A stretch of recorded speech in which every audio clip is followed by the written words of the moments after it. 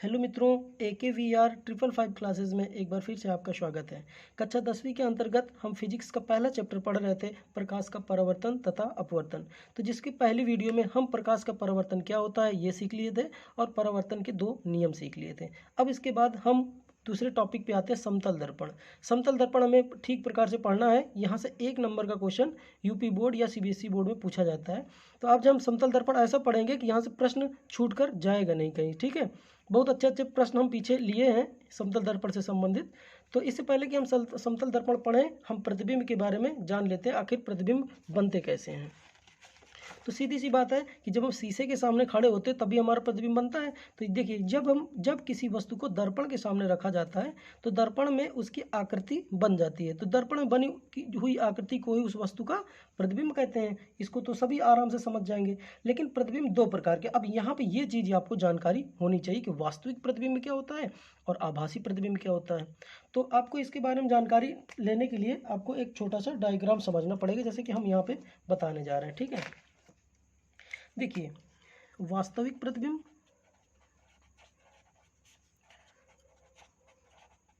और एक पढ़ेंगे आभासी प्रतिबिंब। तो आप यहाँ पे समझिएगा, उसके बाद हम आभासी प्रतिबिंब, ठीक है।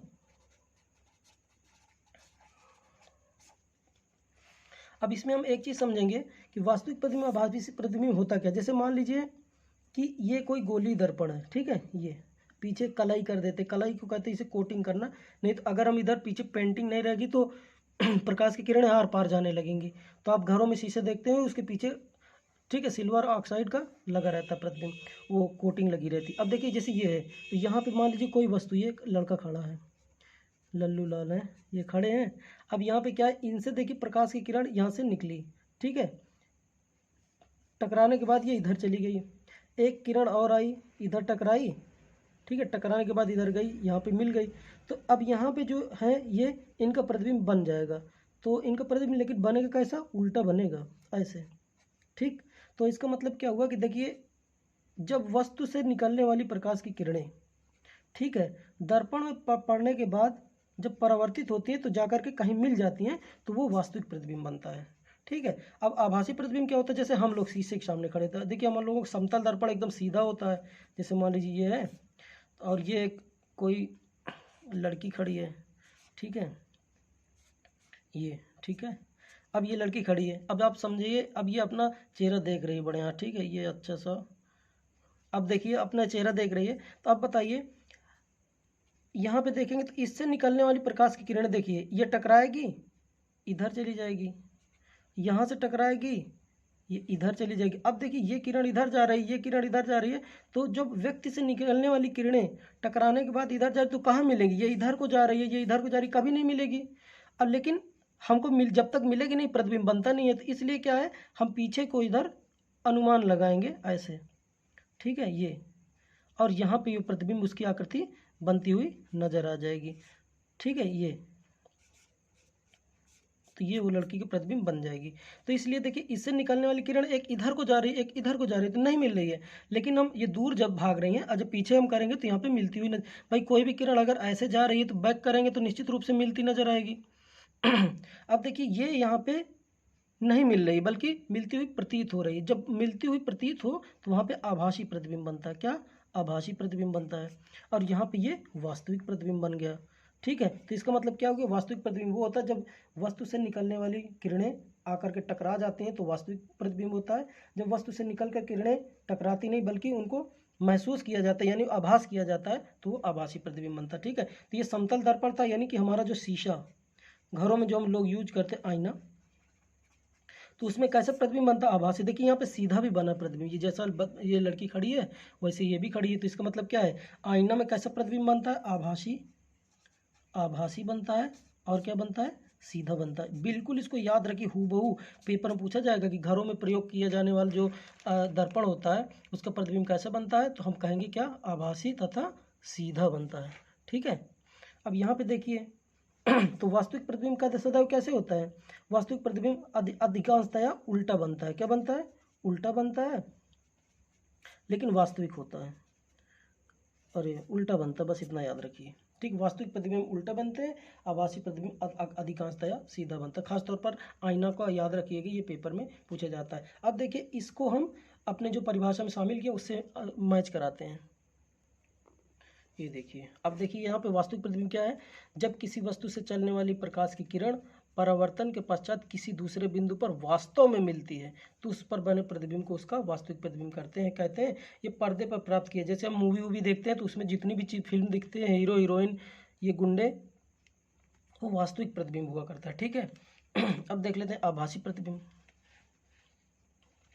देखिए अब यहाँ पे देखिए, जब किसी वस्तु से चलने वाली प्रकाश की किरण परावर्तन के पश्चात किसी दूसरे बिंदु पर वास्तव में मिलती नहीं, अब यहीं पे वास्तव में मिलती नहीं है, यहाँ पे वास्तव में मिलती थी, यहाँ पे वास्तव में मिलती नहीं है, तो दूसरे बिंदु से आती हुई प्रतीत होती है, तो उस बिंदु को प्रतिबिंब को वस्तु का आभासी प्रतिबिंब कहते हैं। ये देखिए यहाँ पे आती हुई प्रतीत होती है, आभासी प्रतिबिंब हो गया, यहाँ पे मिल ही गई थी।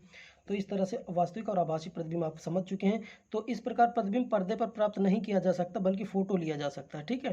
तो ये आभासी प्रतिबिंब यानी कि जो हम लोग दर्पण का प्रयोग करते हैं घरों में, वो क्या है, आभासी प्रतिबिंब बनाता है। आभासी और सीधा, आभासी जैसे कि हम अभी बता चुके हैं, आभासी और सीधा प्रतिबिंब बनाता है। वास्तविक प्रतिबिंब अधिकांशतः उल्टे होते हैं और छोटे भी होते हैं, ठीक है। इस तरह से वास्तविक और आभासी प्रतिबिंब आप सीख लें। अब हम आगे बढ़ते हैं समतल दर्पण की तरफ, ठीक है। आप इसको ध्यान से समझिए, यहाँ से आपका 1 नंबर क्लियर होने वाला है। तो ऐसे दर्पण जिनका परावर्तक पृष्ठ समतल होता है समतल दर्पण कहलाते हैं, ठीक है। जैसे आप चम्मच लेंगे तो चम्मच गहरा होता है अंदर की तरफ से, तो वो समतल दर्पण नहीं है, ठीक है, ये गोली दर्पण में आ जाएगा। समतल का मतलब एकदम सीधे, जैसे घरों में शीशा हम प्रयोग करते हैं। तो देखिए समतल दर्पण क्या, जिसका परावर्तक पृष्ठ सामान्यतया साधारण होता है, जैसे कि मान लीजिए ये एक है, ये इसे समतल दर्पण कहेंगे।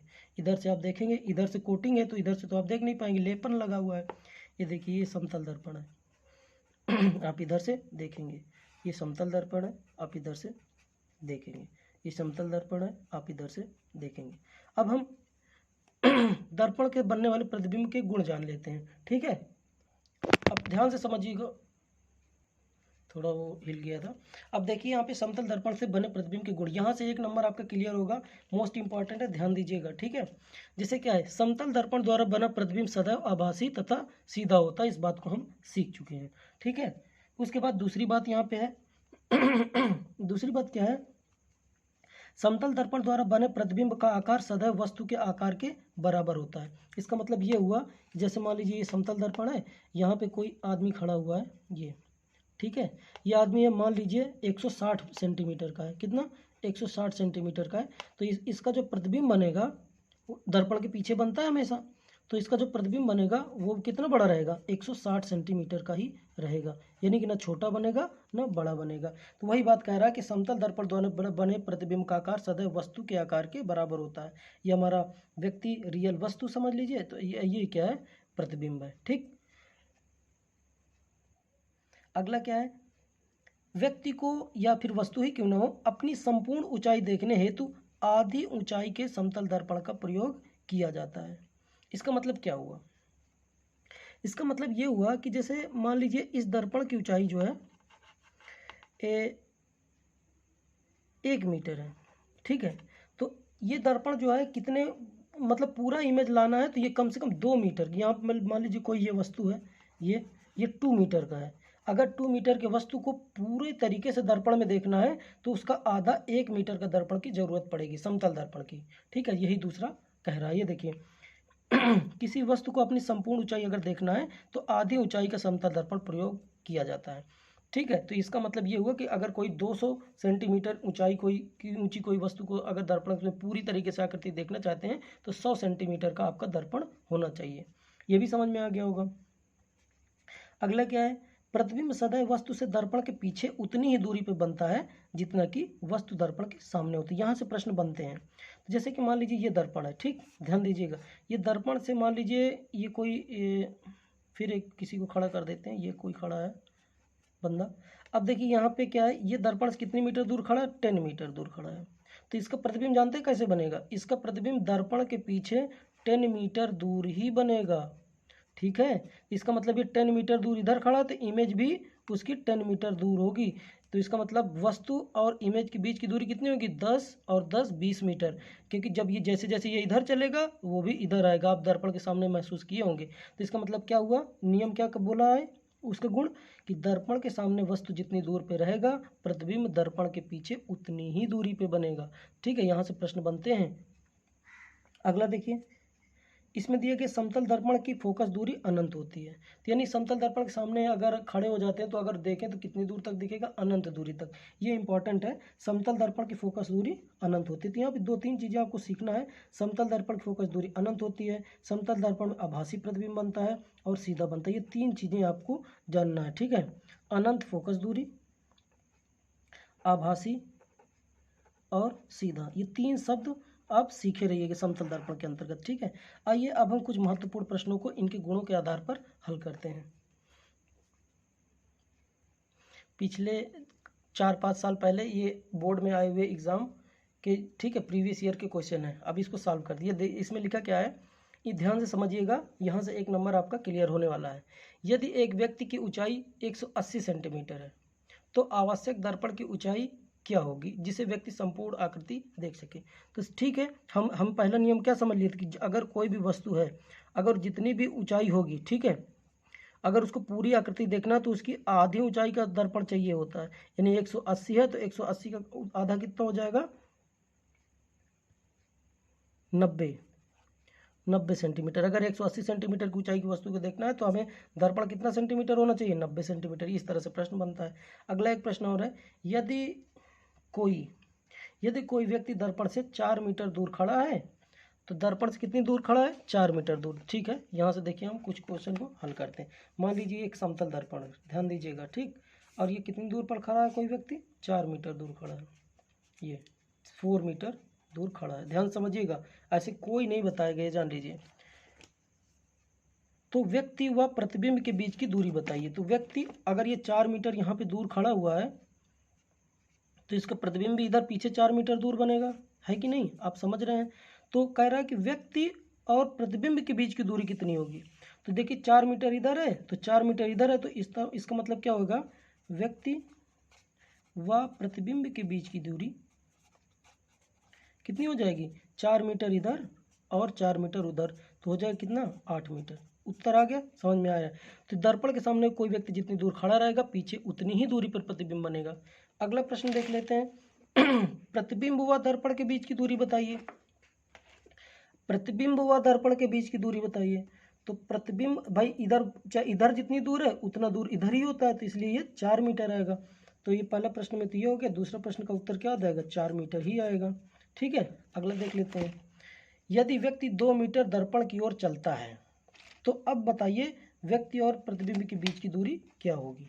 ठीक है, अब यहाँ पे समझ लीजिए, ये 4 मीटर दूर खड़ा था, अगर कह रहा है कि अगर 2 मीटर आगे आ जाए, अगर ये मान लीजिए इधर आया 2 मीटर आगे खिसक गया, अब ये 4 मीटर पहले था, अब 2 मीटर इधर चला है, तो इसके बीच में 2 ही मीटर बचा।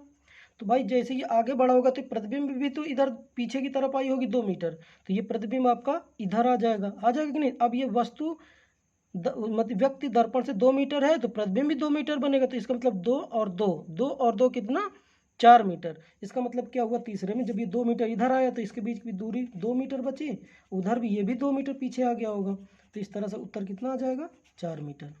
ठीक है, ये प्रश्न 3-4 बार पेपर में आ चुका है। और यहाँ पे एक प्रश्न और है कि 3 मीटर चलने के बाद दर्पण व प्रतिबिंब के बीच की दूरी बताइए। कितना, 3 मीटर। अगर वो 4 मीटर था पहले, ठीक है, अगर ये 4 मीटर था पहले 3, अब 3 मीटर चलाएगा तो इधर तो 1 ही मीटर बचेगा ना, इधर तो 1 मीटर ये 1 मीटर ये, तो 2 मीटर बस बचेगा। दर्पण व प्रतिबिंब के बीच की दूरी, अच्छा दर्पण व प्रतिबिंब के बीच की दूरी पूछा है। अब देखिए ये क्वेश्चन अच्छा हो गया। मान लीजिए ये पहले यहाँ पे ये कितने मीटर था, 4 मीटर, अब ये 3 मीटर इधर चला तो यहाँ पहुँचेगा तो इधर कितना बचा, 1 मीटर बचा। ठीक है, तो भाई पहले ये जब यहाँ था तो ये भी इधर 4 मीटर दूर था, तो 3 मीटर ये इधर चला तो ये भी 3 मीटर इधर आया होगा। अब ये 1 मीटर की दूरी है तो 1 मीटर की दूरी है, लेकिन प्रश्न क्या पूछा है, व्यक्ति और प्रतिबिंब के बीच की दूरी नहीं पूछा गया, दर्पण व प्रतिबिंब के बीच की दूरी, तो 1 ही मीटर आंसर आएगा। इसमें ये ध्यान से देखना पड़ेगा कि आप पूछ क्या रहा है। ठीक है, दर्पण से प्रतिबिंब की दूरी पूछ रहा है कि वस्तु से प्रतिबिंब की दूरी पूछ रहा है, इसको सावधानी से प्रश्न को हल करने की आवश्यकता होती है। इस तरह से आपको ये समझ में आ गया होगा। अब एक प्रश्न और आप देख लीजिए, यहाँ पे दिया गया यदि एक व्यक्ति दर्पण के सम्मुख 2 मीटर दूर खड़ा है, दर्पण के सम्मुख 2 मीटर दूर खड़ा है, यहीं इसी में बता देते हैं। इधर एक व्यक्ति है, ये दर्पण के सम्मुख 2 मीटर दूर खड़ा हुआ है, यहाँ पे ये देखिए आराम से। अब इसमें ये कह रहा है यदि 3 मीटर दूर और पीछे चला जाए, अच्छा 2 मीटर दूर यहाँ पे 2 मीटर डिस्टेंस पे खड़ा था, तो इसकी इमेज भी इधर 2 मीटर पे बनी रही होगी, ठीक है यहाँ पे। अब ये कह रहा है 3 मीटर पीछे की तरफ आ गई, यहाँ पे आ गया। अब भाई पहले 2 मीटर था, अब 3 मीटर, तो इसका मतलब 2 + 3, इधर ये 5 मीटर पीछे आ गया है। तो अगर ये यहाँ से 5 मीटर हो गया है, तो ये भी तो 3 मीटर पीछे गया होगा प्रतिबिंब भी, ठीक है। तो ये भी 2 + 3 हो गया होगा 5 मीटर। अब कह रहा है कि वस्तु यानी व्यक्ति और दर्पण के प्रतिबिंब के बीच की, या व्यक्ति व दर्पण के प्रतिबिंब, यहाँ लिख लीजिए प्रतिबिंब, ठीक है, व्यक्ति व दर्पण के प्रतिबिंब के बीच की दूरी बताइए। तो 5 मीटर इधर हो गया, 5 मीटर इधर, 5 5 10 मीटर इसका आंसर आ जाएगा। उम्मीद करते हैं समझ में आया होगा। बहुत ही उपयोगी वीडियो है, और समतल दर्पण से संबंधित जितने भी महत्वपूर्ण प्रश्न बन सकते थे हमने आपको करा दिया है। तो आज के बाद अब समतल दर्पण आपको दोबारा कभी किसी चैनल पे या फिर कहीं भी पढ़ने की ज़रूरत नहीं होगी। तो अगले गोली दर्पण का इंतज़ार कीजिए, गोली दर्पण अगला हमारा टॉपिक होगा। तब तक के लिए धन्यवाद।